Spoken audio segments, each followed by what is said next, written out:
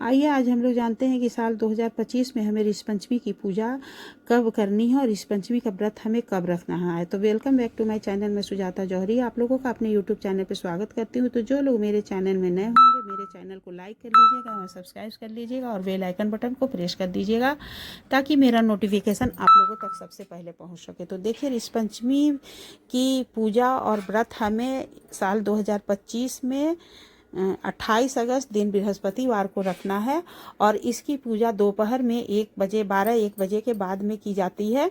तो इस पूजा में देखिए हमें व्रत उतने देर तक ही रहना होता है जब तक कि आप पूजा ना की होती हैं। तो पूजा करने के बाद तो देखिए पूजा विधि, पूजा हमें कैसे करनी है। तो हमें एक चौकी लगा लेना है और चौकी के ऊपर हमें आम का पल्लव रखना है और सप्तऋषि देखिए मिट्टी से छोटा छोटा आप पहले ही बना करके रख लीजिएगा। तो अभी मैं आप लोगों को दिखा रही हूँ इस वीडियो में कि कैसे मैं सप्तऋषि बनाई हूँ। और एक कलश हमें स्थापित कर लेना है। तो कलश हमें पंचपल्लव लगा करके उसके ऊपर चावल रख करके और एक दीपक हमें जला करके कलश को स्थापित कर लेना है। कलश स्थापित करने के बाद से हमें तब पूजा करनी है। तो देखिए सप्तऋषि को हमें इस पे स्थापित कर देना है। तो देखिए किस तरह से मैं सप्तऋषि बनाई हूँ, इस तरह से ही आप लोग भी बनाइएगा। छोटे छोटे मिट्टी का देखिए इस तरह से हमें बना लेना है, जैसे कि आप गौर गणेश बनाती हैं उसी तरह से।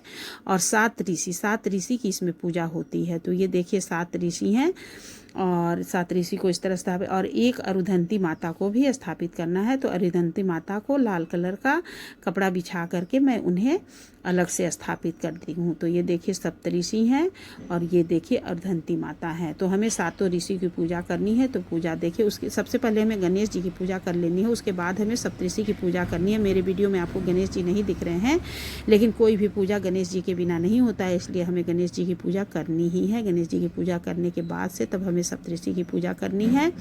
तो सभी को पहले जल से स्नान करा देना है, उसके बाद से सभी को हमें चंदन लगा देना है और माता अरुधंती को हमें सिंदूर लगा देना है। तो चंदन लगाने के बाद सभी को आप एक एक जनेऊ समर्पित कर दीजिएगा और उसके बाद से सभी को हमें वस्त्र स्वरूप कलावा समर्पित कर देना है।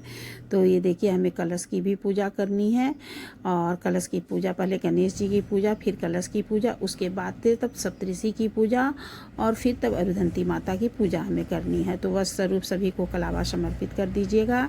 उसके बाद से आपके पास जो भी फूल होगा आप फूल से सभी को फूल समर्पित कर दीजिएगा 7 जगह में।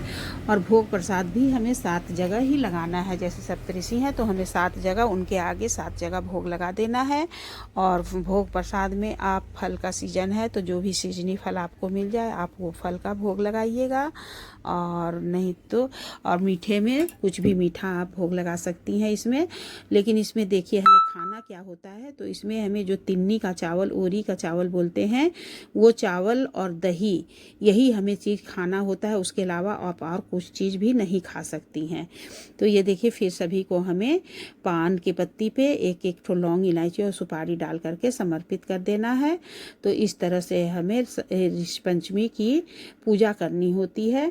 दोस्तों तो कौन कौन ऋषि पंचमी की पूजा करते हैं हमें कमेंट करके ज़रूर बताइएगा। और ऋषि पंचमी की पूजा किसे करनी है, तो ऋषि पंचमी की पूजा जो जिनका मासिक धर्म खत्म हो जाता है उसके बाद से ये पूजा की जाती है। और पूजा क्यों की जाती है, तो पूजा इसलिए की जाती है कि जैसे कि जब हम लोग पीरियड के समय में रहते हैं तो जैसे कि हम लोग किसी ब्राह्मण को यदि खिला दिए हों गलती से, या फिर सास ससुर को, किसी को भी अपने से बड़े को यदि हम उस समय में खिलाए हों, तो वो सब दोष को काटने के लिए हमें ऋषि पंचमी की पूजा करनी होती है। ऋषि पंचमी का व्रत रखना होता है। आपसे जितना साल बन सके उतना साल रखिए, और नहीं तो कम से कम 5 साल आप जरूर से कीजिएगा दोस्तों।